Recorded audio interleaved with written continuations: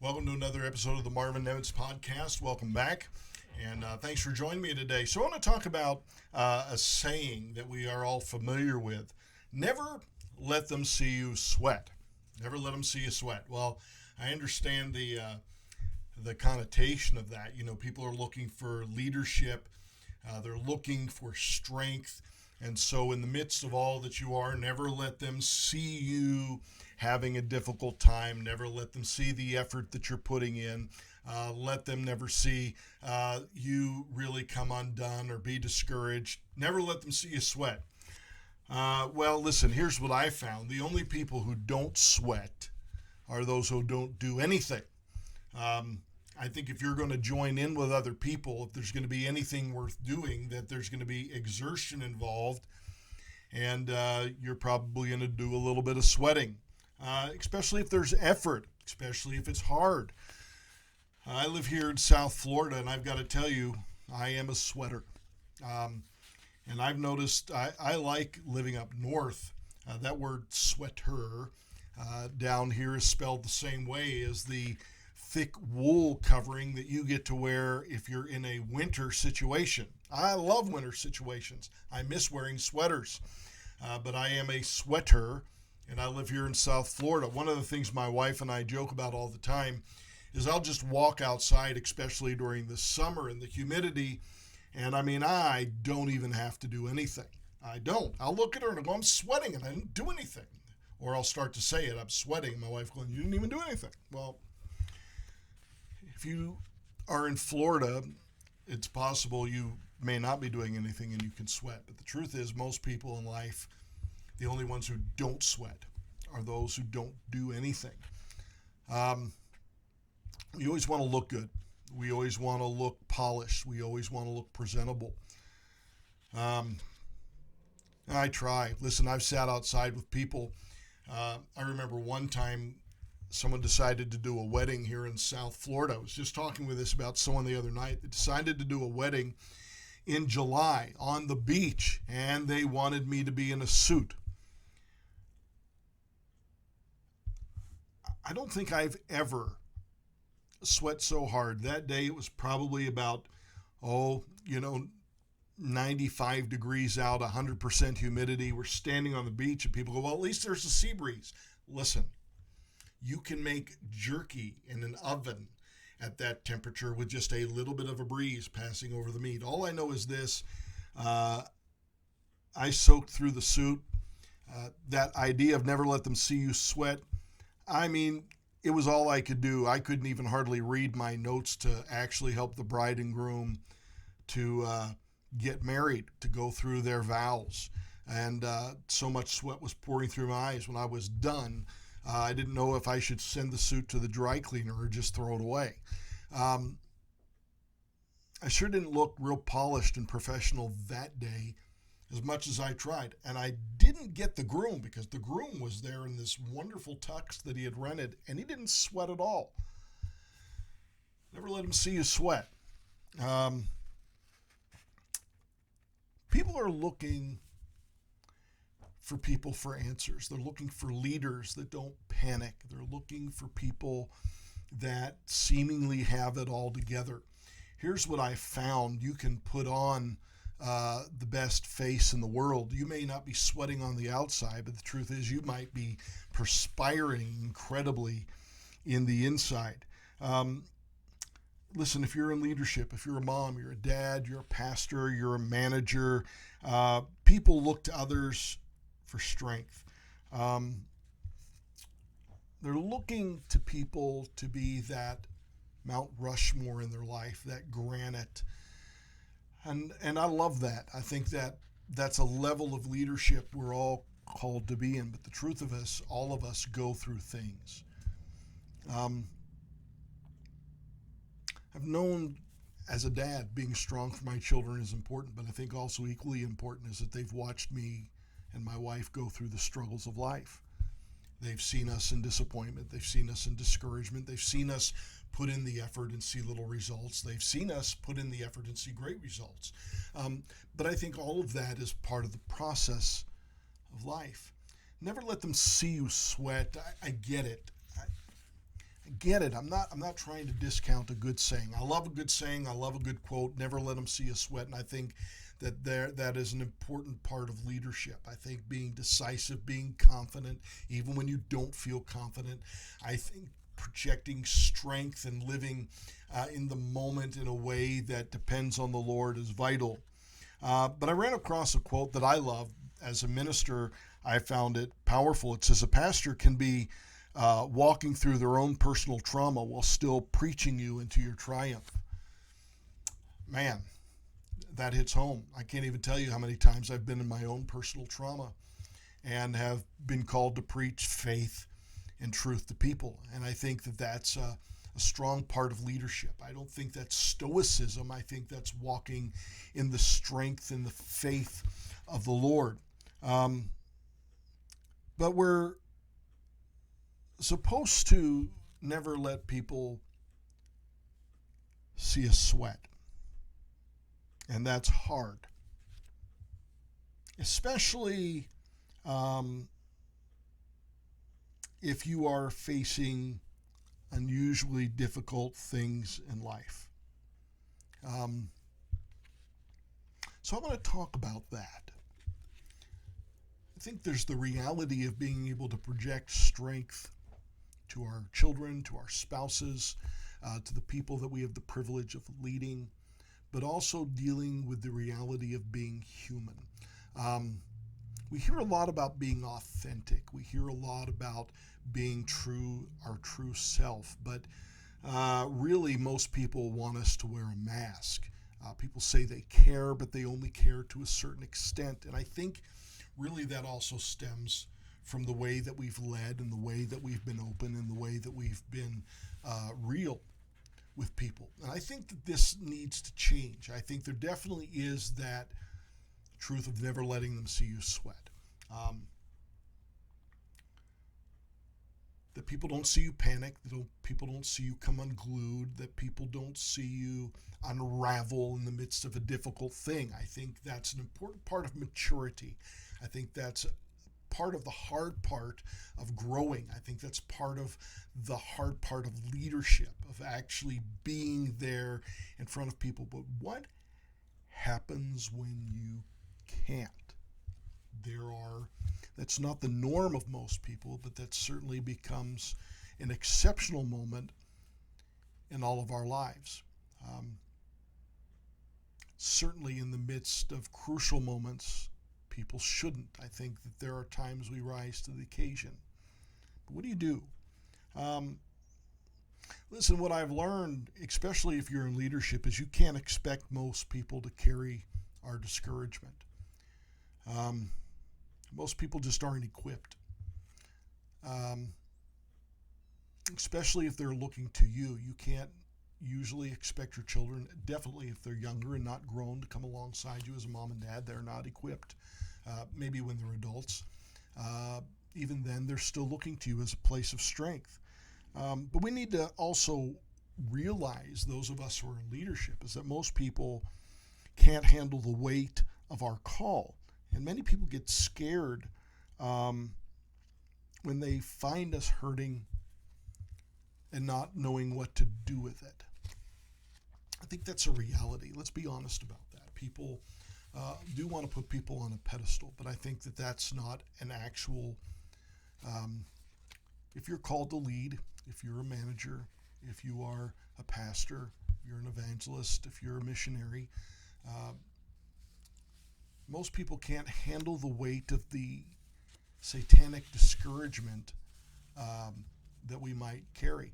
Listen, I think that without being insulting to people, many people just don't know because they're not walking in that place. So maybe you're listening to this and going, I don't even know what to do with that. How do I deal with that? Here's what I found. Most people are really just good, genuine, wonderful people. They're walking through life. They're serving. They're giving their all to the Lord. They care about other people. But there are a few that know what to do with that. Now, there are some that are marvelous, called alongside leaders, called alongside those who are going through incredible discouragement at times of hurt. But most people can't do that for the long haul or for the long run. So what do you do? What do you do? First of all, um, let's just go to the nitty gritty of things. If you're going through times of discouragement, if you're going through times where you're sweating, it's hard. Listen, there are just seasons of life that are hard. Can we just be honest about that? Hard. Times when you don't know what to do, times when inside you want to panic, times inside when you're just discouraged, times inside where you are facing obstacles that you've never faced before, and you are David to that Goliath. And listen, I'm thankful for David who ran at Goliath because he knew the size of his God. But listen, all of us have faced things where we broke into a sweat. We were realizing that the thing was bigger than we are. So what do you do?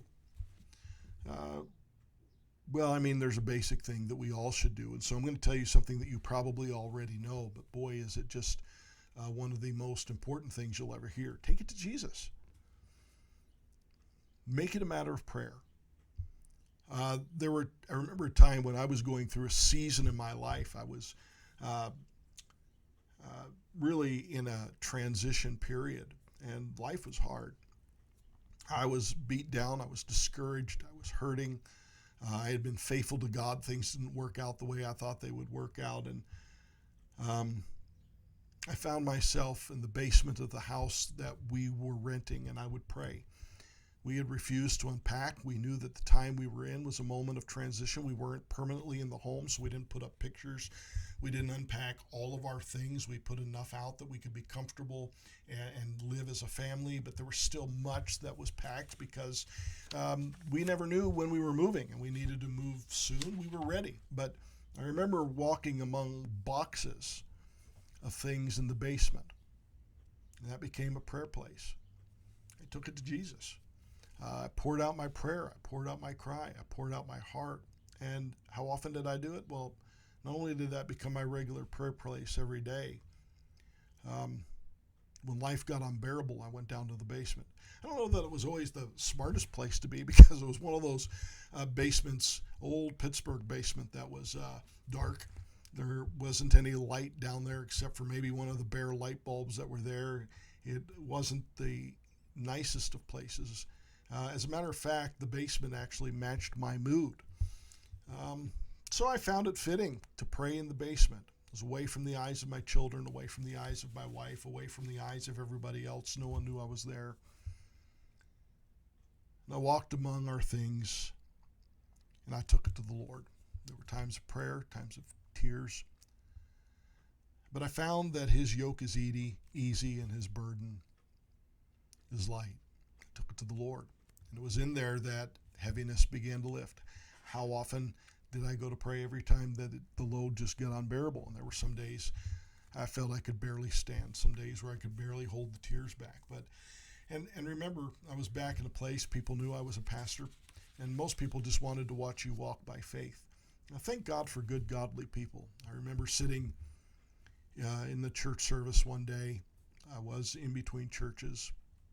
I had done a lot of preaching at other churches during that time. It was wonderful. Those seasons were good, but there were times I'd be back at my home church, and in the middle of a worship service, I would just break down and weep. I thank God for the great saints that had watched me grow up that would come alongside and put their arms around me, and they would pray. One of these wonderful men of God, Bud McElhaney, came up and he put his arm around me, and he said, I'm the father of a pastor.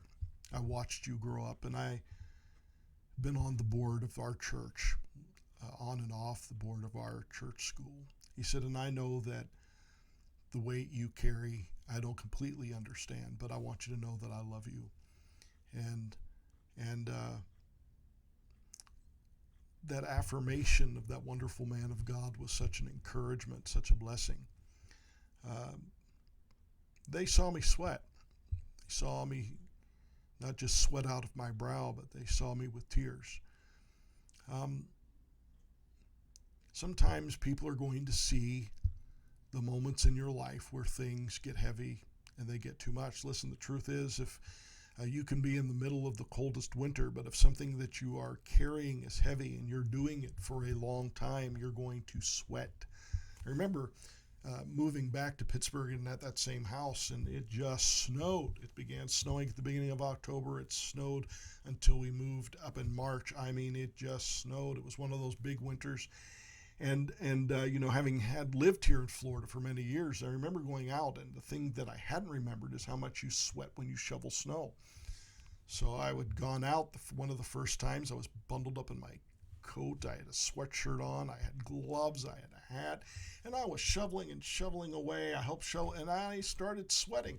Pretty soon, before I know it, I'm out there in a short sleeve shirt in the middle of a Pennsylvania winter, shoveling because I was sweating. And I began to cool off in the 30-degree weather and helped move the snow. Listen, even in the coldest times, the heaviest weight over a long season or a great exertion will cause you to sweat. It's okay. Never let them see you sweat. I understand the connotation, but boy, is that always a miserable level to live up to. I think that when you can not let people see you sweat, that's good. Not everyone needs to know what you're carrying, but sometimes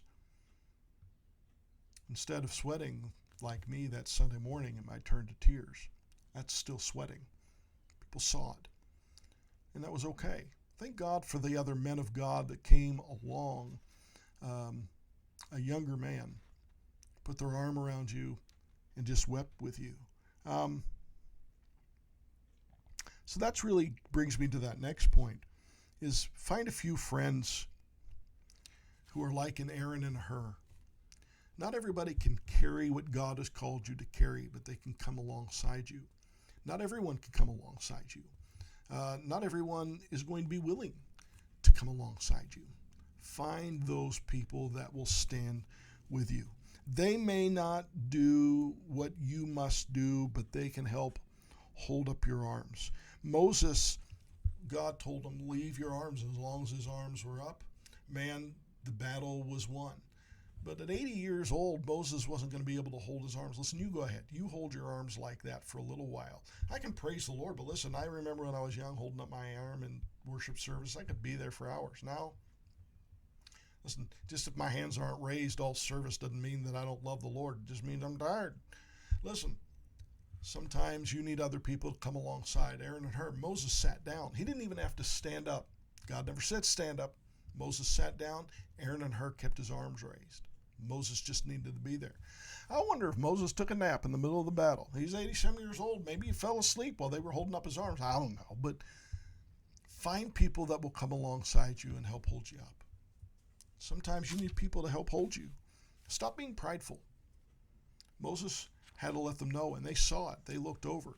Just like that man came over and saw me in tears and put his arms around me and loved me, never made me feel bad once, never said that I wasn't spiritual enough, never said I didn't have enough faith. He knew that what I was going through, my family was going through at the time, was very difficult. As a matter of fact, I remember that Christmas he showed up at the house, and we weren't quite sure how we were going to give our kids Christmas, and that became a weight on me as a father. And he brought over enough money. My kids had one of the best Christmases they'd ever had in all of their life. Thank God for people who help. A lot of people today are so prideful they're not willing to receive the help that they need. They don't voice the help that they need. They don't tell people what's going on when it's going on in their life, and they go through it alone. You don't have to. Find a few friends. Listen, let people come alongside of you. This was something that took me a little while to learn, but thankfully I learned it on early in life. That doesn't mean that everybody has to see all the weight that you carry and the heaviness that you carry, but there are going to be a few people that need to know what's going on in your life. Listen, if people don't know, this is when in the secret that the enemy attacks and begins to destroy you, and also where sin creeps in, because in the midst of self-pity becomes the desire to self-medicate. If people aren't even aware of what's going on so that they can help hold you up, you begin to do things that you think will prop you up, and they never work out. I promise you that. We're called to bear one another's burdens. To bear. This means that sometimes you're going to help people, and this means that other times people are going to help you. And listen, a burden, listen, the Bible uses terms intentionally. A burden is not just a weight, it is something that has become so heavy that it is not even able to be carried. It is a burden. It's not something that you're willing to do anymore, it's something you don't even want anymore. Burden. Now there's the burden of the Lord. I hear people talk about God give me a burden, but listen, his yoke is easy, his burden is light. That's not what we're talking about. Please stop expanding metaphors or thinking in those directions, going, yeah. Listen, hear what I'm trying to tell you. Sometimes life is a burden. Sometimes you carry things that are heavy and they are a problem. I love the story of that man that was paralyzed and he needed a touch from God, and he had friends that tried to get him through to Jesus, and there was just too thick of a crowd, so they climbed up on the roof and they cut a hole in the roof and they led him down to Jesus. They got him there. They found a way. Listen, those are true friends, people who will get you to Jesus when you're having a hard time getting through yourself. The man couldn't get through on his own. Can we just be honest? There are sometimes things in life get so burdensome we can't do it on our own. Listen, it's okay. Never let them see you sweat. Listen, sometimes not only can you not sweat, you can't walk. Sometimes you can't even get up. You ever been that? Didn't want to get up in the day? A lot of us get up some mornings and all we can do is get out of bed, put one foot in front of the other. There are some times like that man, he couldn't get up. Just couldn't do it. If he tried, he couldn't do it. He was paralyzed. You ever been paralyzed? Not physically, spiritually, emotionally paralyzed. These people got him through to Jesus. They didn't try to get through to him. You don't need friends like Job's comforters, trying to explain everything away, trying to give you the answers to everything, trying to make everything look good. They got him through to Jesus. They just carried him up to the roof, cut a hole in the roof, and they made a way for that man to get down to where he needed to get to. Thank God for friends that'll get through to Jesus. They'll pray with you. They'll speak life over you. They'll encourage you. But they can't do it if they don't know. Some people need to know. Some people need to help. Sometimes you need to be the one to help others, and you'll be that one. You'll be that strength for others. Listen, never let them see you sweat, but listen, sometimes people will need you to come alongside of them because they're having a hard time. The exertion is hard. They're tired. They're sweating. They are done. Sometimes you'll be that one that's called. You'll be the Aaron and Hur to their Moses. There are other times people will be the Aaron and Hur to you, to your Moses. They'll be those friends that cut a hole in the roof and get you through to Jesus. Thank God for friends like that. They're not many. It's interesting, what we read is there were 4. One on each part of the cot, just 4. You don't need a ton. Not everyone needs to know. Not everyone can carry you. And sometimes there are people that will help carry you. They carried this guy. Sometimes you need carried. Thank God for the friends that I've had in my life that have helped carry me through the situations.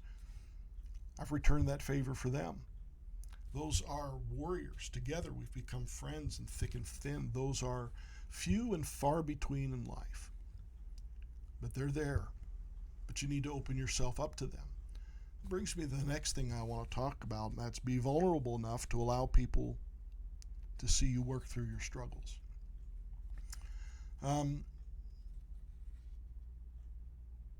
Allow them to learn. Let them see the real.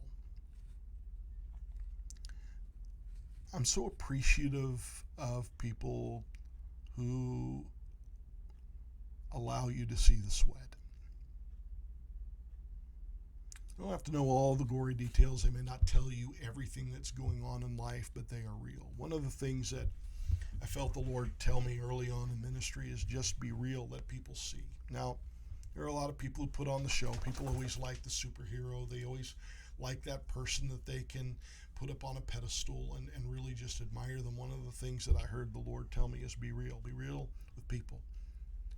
Now, there are times when you need to stand up and you need to be a leader and people need to not see you sweat, but there are also times where people need to see the struggle and they watch you in the midst of things go through that and they begin to learn. They learn. Listen, like right now, I've got my dog who's right here just in the midst of everything.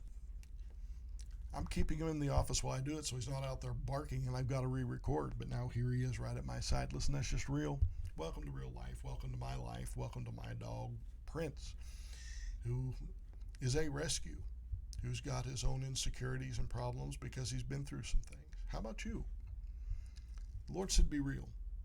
So there are times we allow people in our ministry, let people see what we're going through in our family. And listen, people are watching.